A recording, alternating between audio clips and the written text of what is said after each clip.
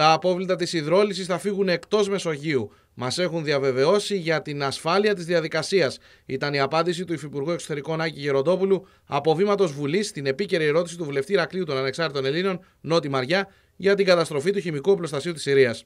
Μάλιστα, ο κ. Γεροντόπουλος υποστήριξε πως υπάρχει πλήρης ενημέρωση της ελληνικής κυβέρνησης πάνω στο συγκεκριμένο θέμα, ενώ έκανε λόγο και για την τηλεδιάσκεψη της περασμένης εβδομάδας και τα όσα αναφέρθηκαν από τους Αμερικανούς επικεφαλείς προς τους Έλληνες αξιωματούχους του ΙΠΕΞ αλλά και στο Γενικό Χημείο του κράτους.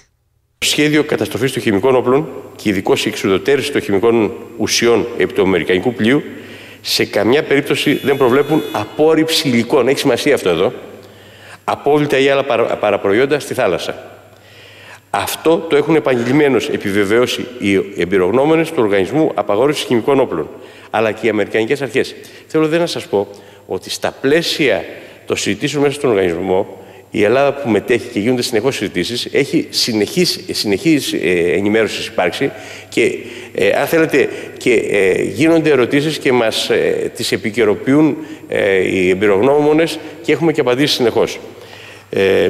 Όλα τα παραγόμενα υποπροϊόντα της διαδικασίας θα φυλαχθούν σε ειδικές δεξαμενές επί του αμερικανικού πλοίου και στη συνέχεια θα μεταφερθούν εκτός Μεσογείου για τελική διαχείριση που είναι η καταστροφή και η εμπορική εκμετάλλευση.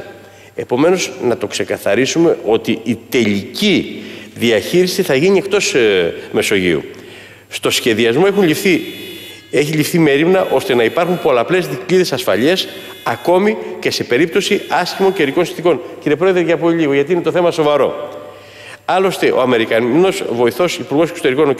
Countryman, κατά τη διάρκεια ενημέρωσης των κρατών μελών του Οργανισμού Απαγόρευσης Χημικών Όπλων, που έγινε στη Χάγη στις 28 Φεβρουαρίου του 2014, αναφέρθηκε στη διαδικασία υδρόλυσης που θα ακολουθηθεί επί του αμερικανικού πλοίου Cape Ray για την εξουδετερώση των χημικών ουσιών και δήλωσε ότι η διαρροή σε θάλασσα ή αέρα θεωρείται σχεδόν αδύνατη.